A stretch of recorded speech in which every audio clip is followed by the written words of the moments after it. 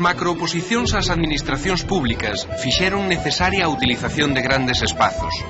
O recinto feiral de Silleda é lugar habitual destas probas. Milleiros de aspirantes examínanse para conseguir un traballo fixo. O refraneiro galego deixounos sentenzas tan demoledoras como a de quen ten padriño, bautízase.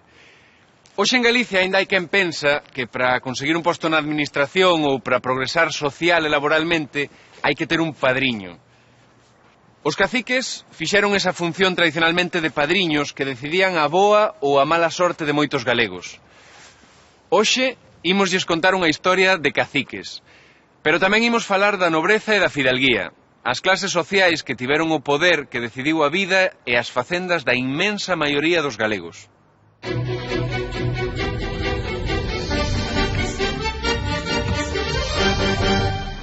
A Praza do Obradoiro é o espazo que mellor representa o poder no noso país. No Pazo de Raxoi está a sede da Xunta, que é co Parlamento a institución que representa o autogoberno de Galicia. O seu carón está este edificio, hoxe hotel de luxo. Foi mandado construir en 1499 como hospital de peregrinos polos reis católicos. Eles instauraron un modelo de Estado unitario que provocou que os nobres galegos se trasladasen á corte e se mesturasen coa nobreza castelá, que acabou engulindo as grandes liñaxes galegas. A primeira historia vainos mostrar como os nobres galegos se foron adaptando a esta nova situación.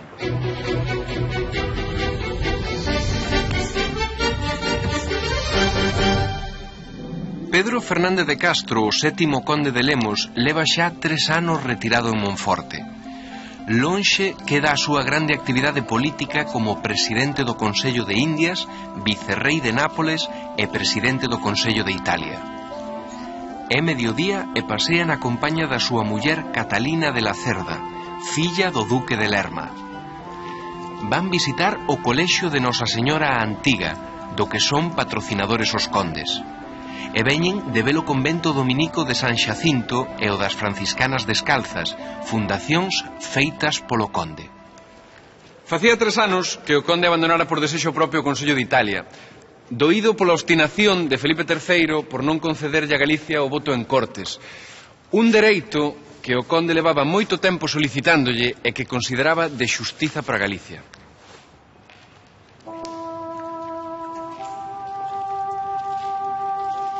No pensamento do conde aínda estaba fresco o recordo da derradeira entrevista que mantivera co rei Felipe III no Escorial, coa presenza do príncipe de Asturias. Nesa reunión, o conde de Lemos, contrariado polo posicionamento do rei respecto a Galicia, comunicáralle o seu abandono da corte e o regreso á súa terra. O rei aceptara a decisión do conde cunha frialdade que o noso protagonista xamais esquecería. O conde de Lemos, canso de interceder pola consecución do voto en Cortes para Galicia, tivo un derradeiro acto de dignidade que lle supuxo a súa confinación aquí, en Monforte. Se España, por ser cabeza de Europa, é a mellor dela, pola mesma razón Galicia, a miña patria, é a mellor de España, por ser cabo e cabeza desta cabeza. Das provincias de España, ningunha hai tan aborrecida como a galega, como mostrades no acto presente. Estas son palabras do protagonista da nosa historia, o sétimo conde de Lemos, que deixou escritas neste libro, El búho gallego, en castelán, e que, traducido, viría dicindo: os mouchos galegos de ordinario ocupan neste imperio os máis eminentes lugares no espiritual e temporal. Un castro en Nápoles, outro en Sicilia, outro en Sevilla e sen número de cardeais. Outro Castro, un Quiroga, un Fonseca, un Zúñiga, un Moscoso, un Rivera, un Soutomayor. Os grandes títulos da antiga alta nobreza galega, aos que o conde lles chamaba mouchos, pouca relación tiñan co país máis aló do seu nome e o patrimonio que conservaban na nosa terra. Na práctica, a maior parte das senlleiras liñaxes galegas estaban en mans da nobreza de fora de Galicia: Alba, Medinaceli, Medinasidonia. Na anterior historia vimos como a gran nobreza acabou afastada de Galicia para residir na corte e participar en altos cargos civís, militares e eclesiásticos. Pero non conseguiron melloras sustanciais para Galicia, que seguiu perdendo peso específico no conxunto de España. Daquela, quen vai quedar co poder político e social ante esta ausencia nobiliar? A resposta témola na clase social que fixo dos pazos, como este de Mariñán, a construción máis representativa do seu estatus, os fidalgos.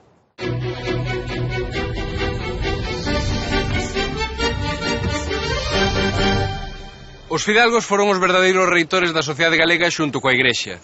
Tiveron postos de importancia na propia Igrexa, na administración e na xudicatura, onde, como imos ver agora, tamén foron moi importantes os escribáns e os letrados.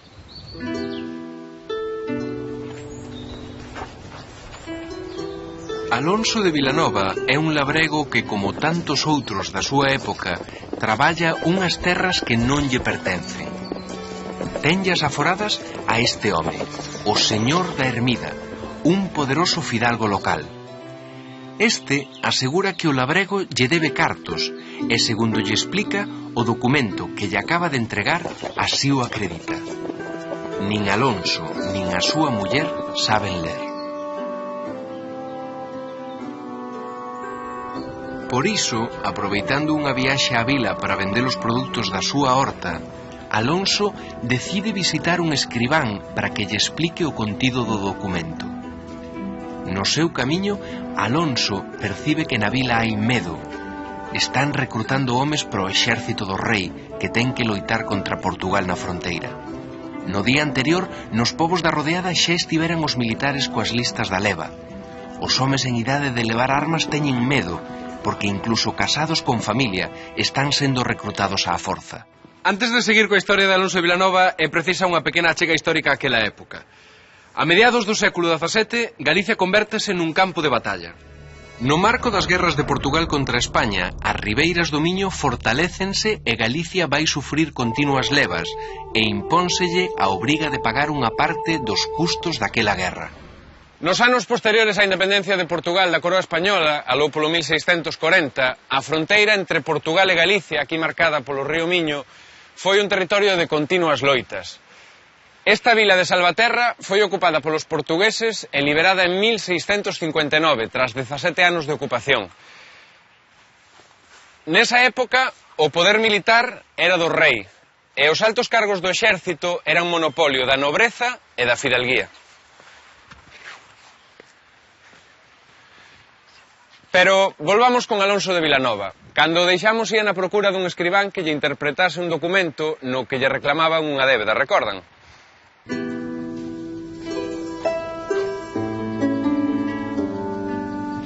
Alonso de Vilanova entrégalle ao escribán Gómez de Padrón, un membro segundón da fidalguía, o pergameo no que o señor da Ermida lle reclama unha débeda. Alonso non entende o que pon naquel papel, pero sabe de sobra que non lle debe nada ao fidalgo dono das terras.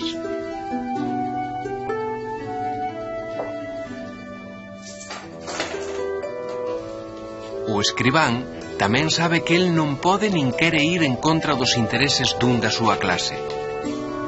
Co poder que lle dá o coñecemento da escritura e a lei, informa a Alonso de que a única saída que lle queda para non perder o uso da terra é pagar esa débeda, aínda que non exista. Acabamos de ver que había fidalgos de diversa orixe e que non todos tiñan nin o mesmo poder nin realizaban actividades semellantes. Os fidalgos máis senlleiros eran os que tiñan dereito sobre a terra. Do mesmo modo, os fidalgos de segunda clase tiveron acomodo na igrexa e o resto dos fidalgos tiveron que conformarse con postos no poder local, escribanías ou facer carreira no exército. A medida que a fidalguía foi collendo forza nas cidades, apareceron institucións como a esta, por exemplo, de Santiago, a Sociedade Económica de Amigos do País, que buscaban o desenvolvemento, sobre todo económico, e que son a proba de que a fidalguía foi o grupo dominante entre os séculos XVII e o XIX. Pero, que vai pasar con Alonso de Vilanova na nosa historia? Como vai pagar unha débeda que todos saben que non pode ser pagada? Na praza, a muller de Alonso págalle a un funcionario municipal os impostos sobre o que vendeu ese día. Os campesiños, ademais do esforzo de traballar a terra e pagar o foro, tamén teñen que pagar os impostos sobre o que venden. Á vila acaban de chegar unha partida de recrutamento que ven cos nomes para a leva. Un a un van dicindo os nomes dos que teñen que pasar a formar parte das tropas.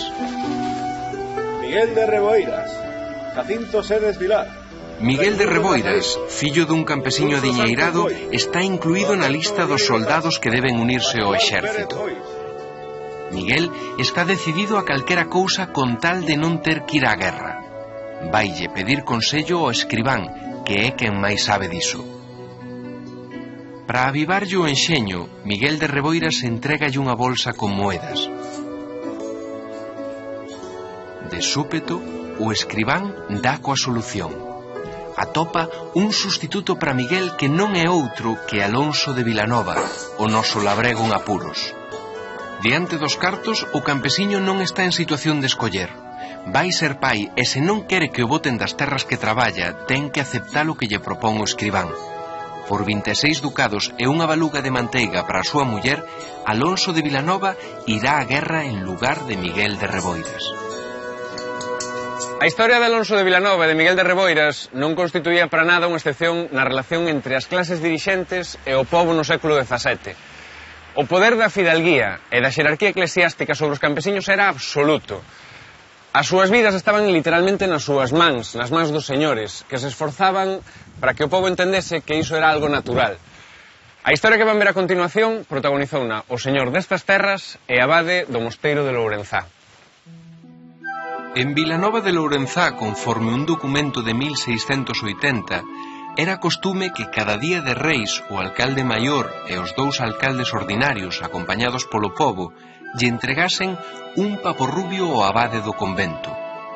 Era un xeito de renovarlle ao seu señor o seu compromiso de lealdade e fidelidade.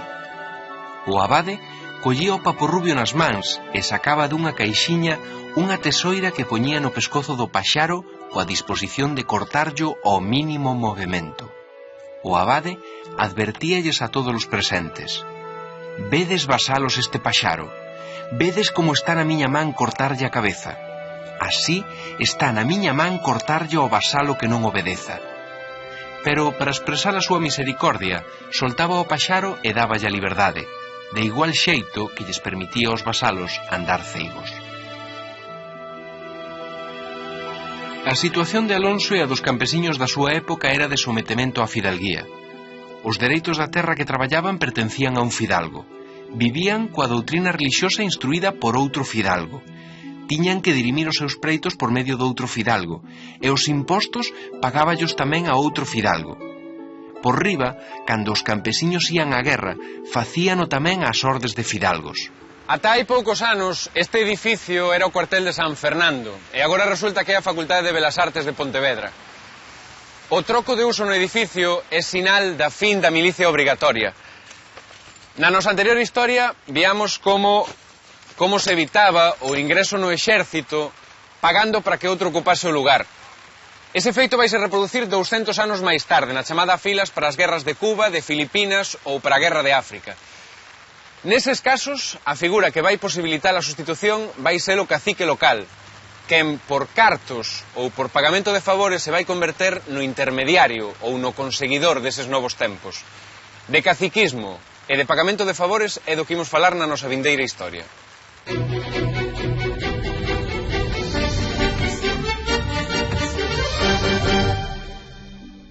Cando paseamos polas rúas das nosas vilas e cidades, hai un elemento que nos acompaña no noso camiñar e que por cotián pasa inadvertido. Darlle o nome de alguén a unha rúa pretende servir de homenaxe e perpetuar a memoria dun persoeiro que tivo relevancia social.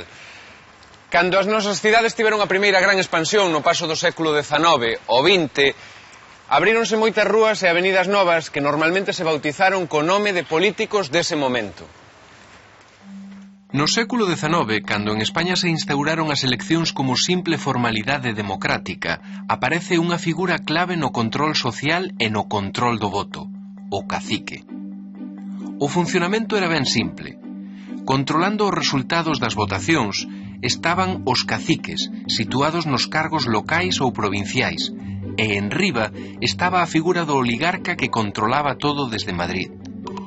Mediante un sistema de favores e prebendas, os caciques locais captaban os votos, que eran recompensados con novos favores. Deste xeito, perpetuábase a oligarquía no poder. Aínda que a figura do cacique é orixinaria de América, onde ten un significado respectable para moitos povos indígenas, en Galicia os caciques foron principalmente controladores sociais e políticos, que tamén é certo que desde os seus cargos impulsaron obras públicas e favoreceron a renovación urbana do noso país. Hoxe, a maioría de nós descoñecemos o modo de operar daqueles persoeiros e só os identificamos cos nomes de algunhas rúas das nosas cidades.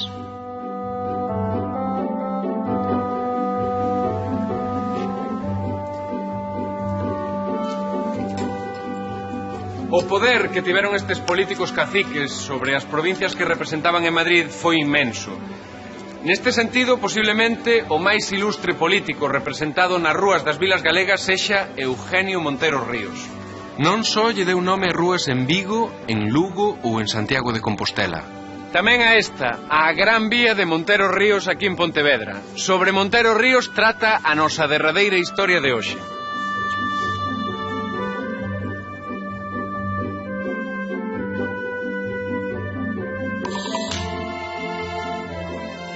Este domingo é un día de reunión política no Pazo de Lourizán, a residencia de lecer de Montero Ríos. Quérelles transmitir o seu agradecemento aos familiares máis directos, que son, a súa vez, os principais axentes do entramado político que foi configurando ao longo dos últimos 40 anos e que culminan co seu nomeamento como presidente do goberno. É o broche de ouro dunha gran carreira política dentro do Partido Liberal.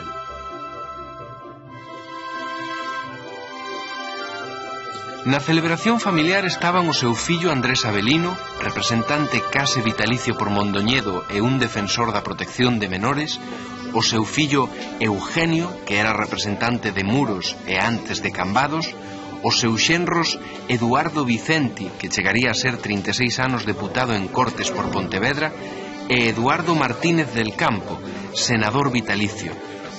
Tamén estaba o seu xenro García Prieto, un político de gran valía.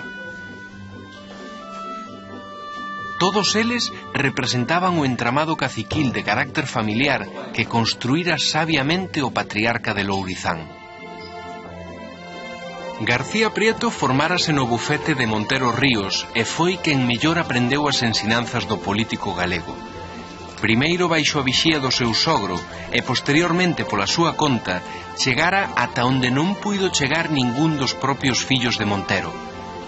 García Prieto terminou sendo unha peza insustituíble na rede política caciquil creada polo seu sogro. Foi quen de crear a súa propia organización, na que situou a membros da súa familia seguindo o modelo de Montero Ríos, que consistía en colocar familiares en cargos políticos para telos ao seu servizo. Era, pois, un alumno aventaxado. Por iso Montero Ríos ía nomealo ministro de Gobernación. O sistema caciquil da Restauración Española de finais do século XIX estaba asentado no control das institucións de carácter provincial e local.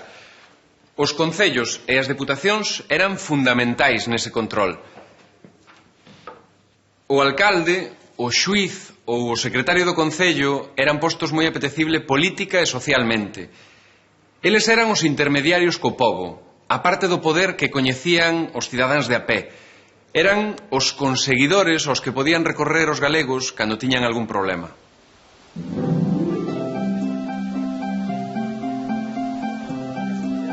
Lourizán converteuse no solar dos Montero e as reunións familiares en auténticos consellos de Estado.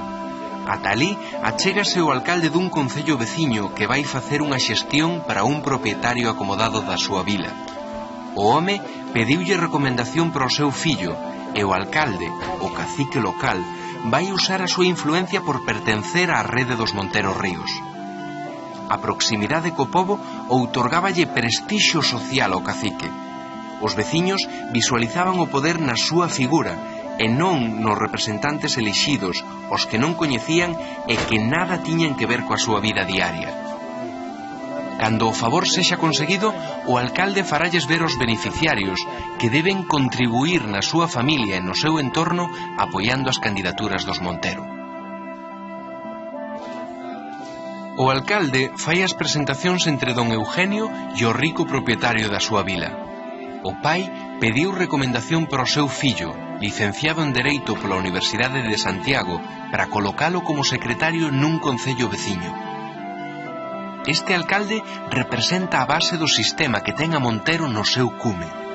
Caciques locais que apañan votos e intermedian en favores entre os veciños. A persuasión do cacique debía ser suficiente para controlar o proceso electoral e o día a día na vida local.